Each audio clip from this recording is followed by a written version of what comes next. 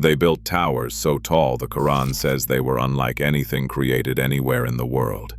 They were the most powerful civilization on earth. They had strength no people before them had been given. And in a single week, they were gone. Not conquered, not enslaved, not scattered, gone. The wind blew for 7 nights and 8 days without stopping, and when it was over, the people of Ad lay dead across the Arabian Peninsula, like the hollow trunks of fallen palm trees. The Quran describes this civilization in more detail than almost any other destroyed people.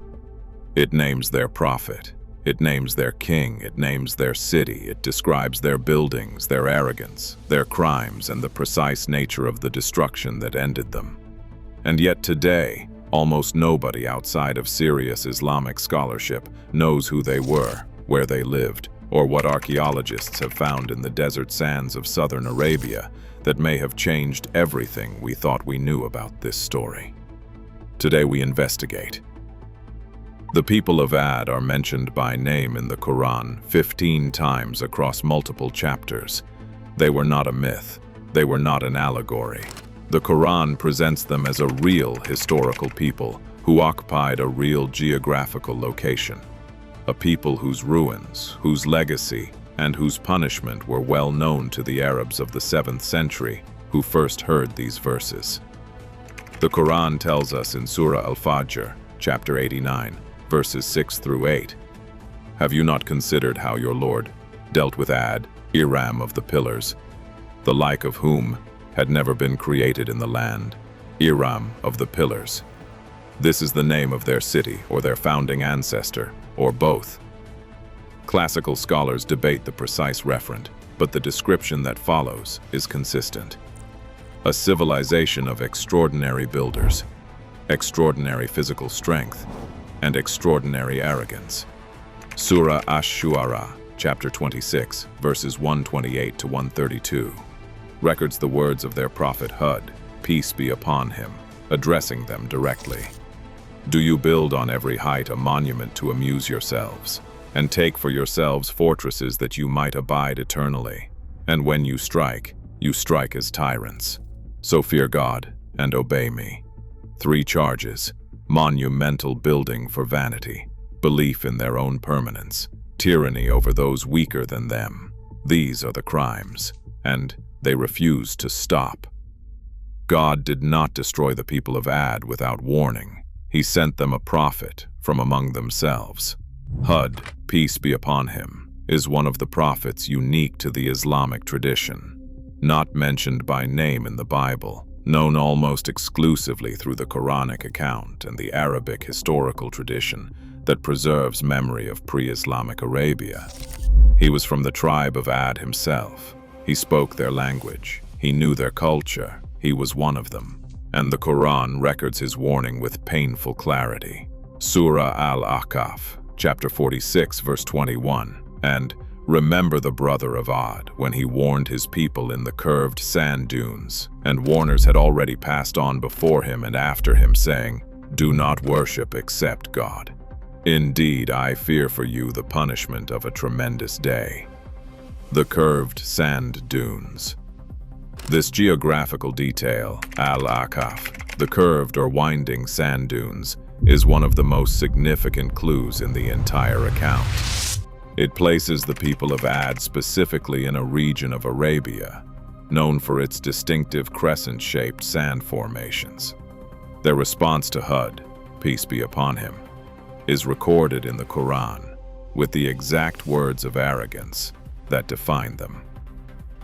Surah Hud, chapter 11, verse 15, they said, "Have you come to us to turn us away from our gods? Then bring us what you threaten us with, if you should be of the truthful." They did not argue with his theology. They did not present counter-evidence. They simply dared him. Bring it. Now, let us look at what the Quran actually tells us about who these people were, because the picture is more specific than most people realize.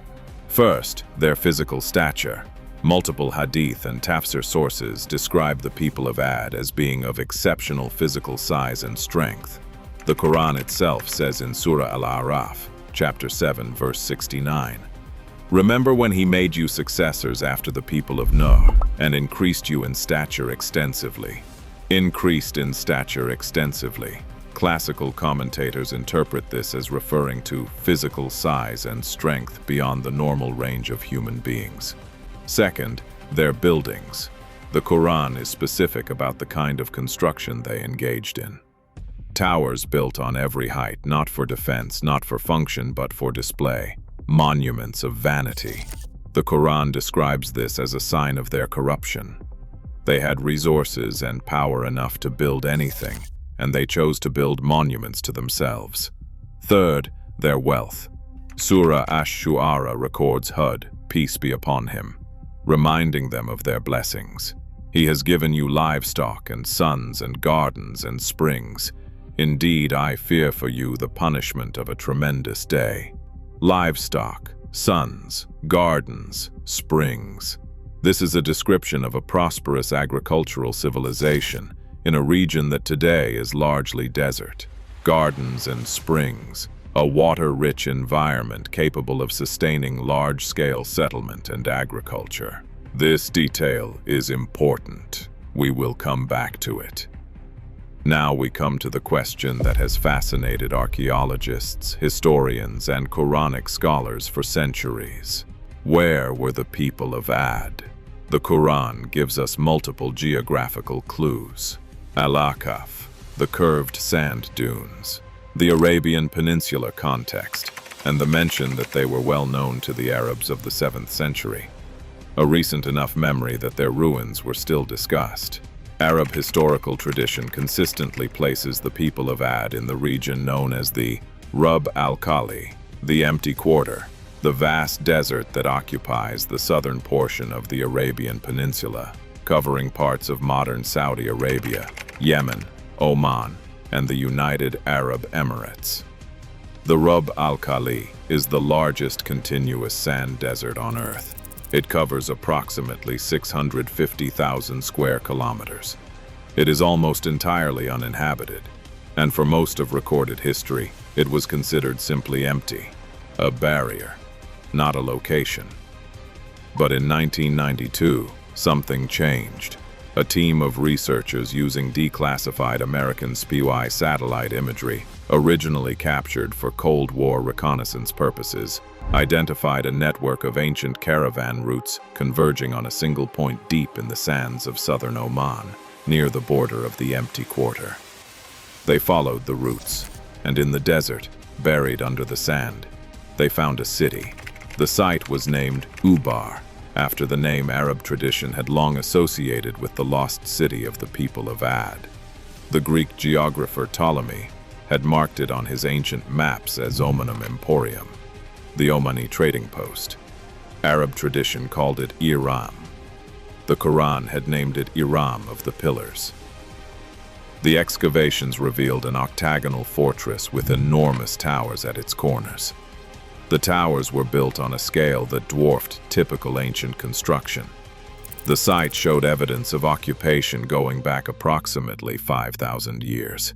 It had been a major trading center on the frankincense route, one of the most valuable trade commodities of the ancient world, and it had ended catastrophically. The excavations revealed that the city had collapsed, literally into a massive limestone cavern beneath it. The entire structure had fallen into the earth as the underground cave system that the water table had carved out over millennia finally gave way. The city did not burn. It did not get conquered. It fell into the ground. Now, let us look at what the Quran says destroyed the people of Ad, because the description is extraordinarily specific.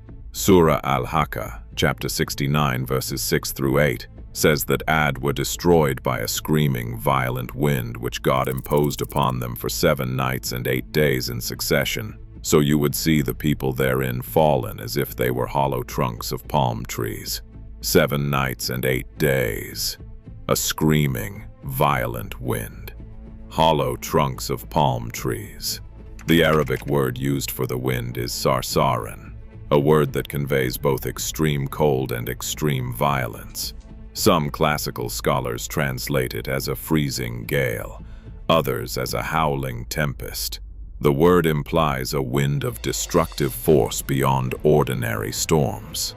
Surah Al-Ahqaf, chapter 46, verses 24 and 25, give us the moment it began from the perspective of the people themselves. Then, when they saw it as a cloud approaching their valleys, they said, "This is a cloud bringing us rain. Rather, it is what you were impatient for, a wind, within it a painful punishment, destroying everything by the command of its Lord." They thought it was a rain cloud. They were relieved. They had been in drought. They saw what they wanted to see. Rain coming to their gardens, water coming to their springs. It was not rain. The wind destroyed everything by the command of its Lord, everything except their dwellings, as some classical scholars note, which is why the ruins could be seen by later generations. The buildings remained. The people were gone. The Quran does not tell this story to satisfy historical curiosity. Every account of a destroyed people in the Quran ends with the same implied question directed at the reader. Do you think you are different? Surah Al-Ahqaf, verse 26, makes this explicit. And we had established them in such as we have not established you, and we made for them hearing and sight and hearts. But their hearing and sight and hearts availed them not at all when they were rejecting the signs of God, and they were enveloped by what they used to ridicule. What God gave them, hearing, sight, hearts, did not save them, because they used none of it to recognize what was in front of them. The people of Ad had every advantage: physical strength, fertile land, springs of water, prosperity, architecture that amazed their contemporaries. They had a prophet who spoke their language and warned them personally, and they looked at the approaching cloud and saw rain.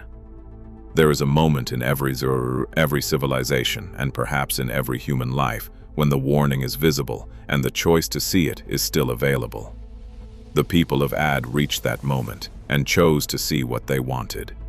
7 nights and 8 days later, the choice was made for them. The site of Ubar, ancient Iram, sits today in the desert of southern Oman. It is accessible. It has been partially excavated. The National Geographic Society funded the expedition that rediscovered it.